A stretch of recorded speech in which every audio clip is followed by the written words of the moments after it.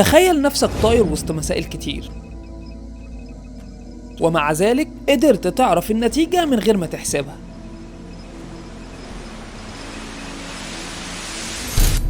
لأن السؤال مش ازاي تحلها، لكن ازاي توصل للحل بأسرع طريقة.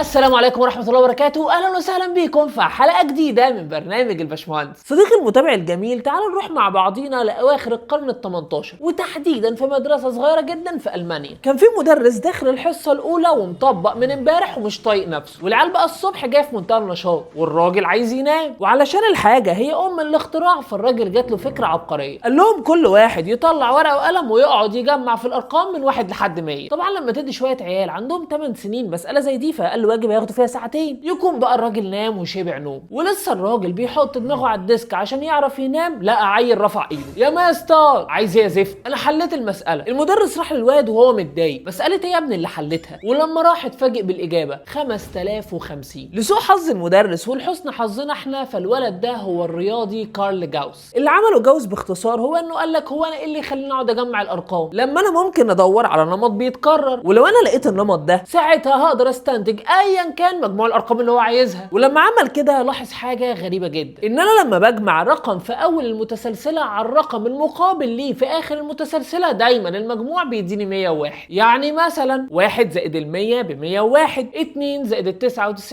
ب101، 3 زائد ال98 برضه ب101. ولو فضلت ماشي بنفس الطريقه دي فهتلاقي نفسك وصلت لل50 زائد 51 ودي برضه ب101. وبالتالي انت عندك 50 عمليه جمع، كل عمليه مجموعها 101. يبقى المجموع ببساطة هو 50 في 101 اللي هي ب 5050. اللي عمله جاوس ده فتح لعلماء الرياضيات منجم ذهب. وعلشان تفهم الموضوع ده خليني اسألك سؤال: انا عايزك تجمع الارقام من 1 لحد المليار في اقل من 5 ثواني. واحد يقول لي: ليه يا عم انت مجنون؟ ده الكمبيوتر نفسه مش هيعرف يعملها. لو انت خليت الكمبيوتر يقعد يعد الارقام 1 زائد 2 زائد 3 لحد المليار، فغالبا مش هيعرف يعملها في الوقت القليل ده ممكن كمان يهنج منك. انما بقى لو فكرنا في الموضوع من وجهة نظر مختلفة، فممكن اقول لك على حل تاني اذكى بكتير. احنا هنمشي ورا الموضوع ده واحده واحده ونحاول نستنتج شكل او علاقه بتتكرر. فتعال نقول ان الواحد بيساوي الواحد، وواحد زائد 2 بتساوي 3، وواحد زائد 2 زائد 3 بتساوي 6، وهكذا. لو بصيت على الموضوع ده هتلاحظ حاجه غريبه جدا: انك لو قعدت تجمع الارقام من 1 لحد اي رقم n، فالمجموع هيطلع n تربيع زائد n على الاثنين. مش مصدقني انت صح؟ طب تعالى كده نجمع الارقام من 1 لحد 100. هنا اخر رقم في المتسلسله ب100، يعني هنعوض عن الN ب100، وده معناه ان المجموع بيساوي 100 تربيع زائد 100 على الاثنين اللي هي ب 5050. وده معناه ان انا بقى عندي طريقه سحريه بتوفر كميه مهوله من الوقت. اسمع واحد من الناس المتمرسين في الرياضيات وهو بيقول لي: بس الدنيا ما بتمشيش كده يا صاحبي. يعني ايه واحد بص على متسلسله وراح رازع لها قانون؟ فين يا باشا الاثبات الرياضي والورقه والقلم؟ وبعدين مش معنى ان هي صدفت معاك في حاجه ولا حاجتين يبقى هي صح. ما يمكن القانون يطلع غلط لو حاولنا نستخدمه في حاجه تانية. واكيد برضو انا مش هقعد اجرب كل الارقام اللي في الدنيا، لان لو قعدت اعملها لحد يوم القيامه فانا مش هخلص. والحقيقه ان انت معاك حق. اي خدمه يا عم، بمدح فيك اهو. وهنا بقى يظهر معاك مصطلح الاستنتاج الرياضي او الماثيماتيكال اندكشن. الناس بقى بتوع اعدادي هندسه كده يصحصحوا ويفوقوا معايا: مش كفايه ساب الفايل اللي وراك وقاعد ماسك الموبايل؟ علشان اثبت القانون ده فانا هعمل تريكايه بسيطه جدا. هفترض ان القانون ده صح واطبقه على حاله تانية. لو طلع نفس القانون يبقى القانون صح في كل الحالات، انما بقى لو طلع قانون تاني يبقى اذا القانون بتاعنا ده مش نافع. فتعالى مثلا نجمع الارقام من 1 لحد رقم n زائد 1، اللي هو انا ممكن اقسمه من 1 لحد n زائد n زائد 1. تعالى بقى نفترض ان القانون بتاعنا ده صح، وبالتالي اقدر اشيل مجموع الارقام من 1 لحد n واحط n تربيع زائد n على الاثنين. لو قعدت انت بقى توحد في مقامات وتفك في قواس وتلم في تربيعات وتعمل شويه رياضه بسيطه، هيطلع لك ان المجموع n زائد 1 تربيع زائد n زائد 1 على الاثنين. بتشبه انت على القانون ده؟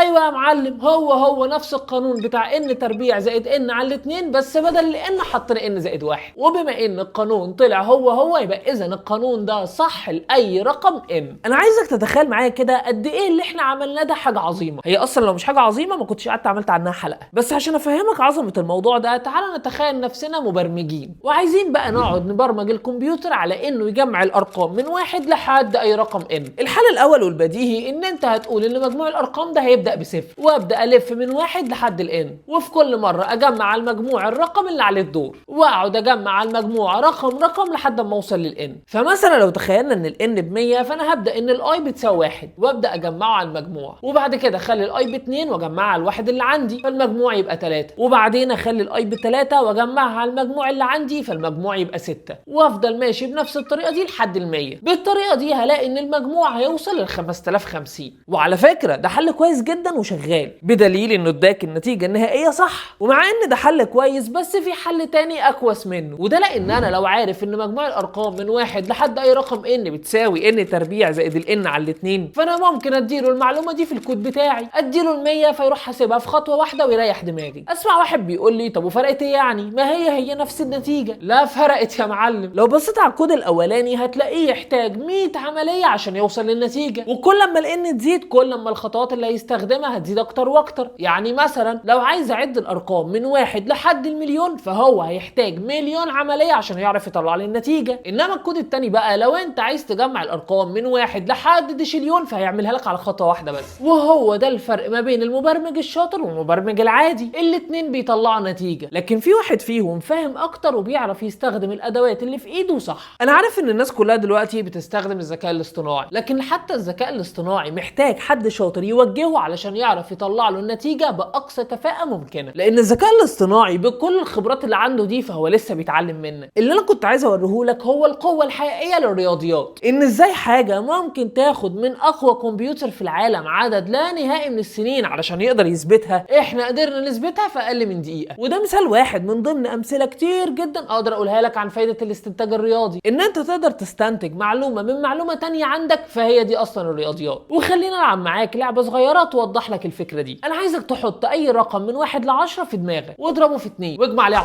اقسم بقى الناتج على الاثنين، بعديها بقى اطرح منه الرقم اللي كان في دماغك. دلوقتي انت معاك 5. طبعا انا عارف ان دي لعبه عبيطه واكيد ما دخلتش عليك، لان كل اللي انا عملته معاك ان انا خليتك تحط رقم اكس في دماغك وتضربه في 2 وتجمع عليه 10 وبعدين تقسمه على الاثنين، فلما تشيل منه الرقم اللي انت حاطته في دماغك اكيد هتطلع النتيجه 5. وده مش سحر ولا حاجه، هو ده الاستنتاج الرياضي. لانه بالرغم من ان انا عارف ان الرقم اللي انت هتختاره هو رقم مجهول، بس انا متاكد ان النتيجه هتطلع ثابته. وده لان انا مش قاعد احسب كل حاله لوحدها، لكني عارف القاعده العامه اللي هتحكم كل الحالات. من الاخر كده انا مش محتاج اعرف الرقم نفسه، لكني عارف الطريق اللي الرقم ده هيمشي فيه، وبالتالي كل ما هقدر اعرف معلومه هقدر اعرف كمان معلومه منها. يعني مثلا الاقي واحد بيقول لي انا عايز اجمع الارقام من اي رقم لاي رقم تاني، مش لازم ابدا من الواحد يعني. تعالى مثلا نجمع الارقام من 39 ل 1145. انا قاعد دلوقتي برزع ارقام معايا، هقول له حلو جدا، مش انا عارف ان مجموع الارقام من 1 لحد اي رقم n بتساوي الn تربيع زائد الn على الاتنين؟ طب ما نستخدم القانون ده علشان اجيب مجموع الارقام من 1 لحد 39،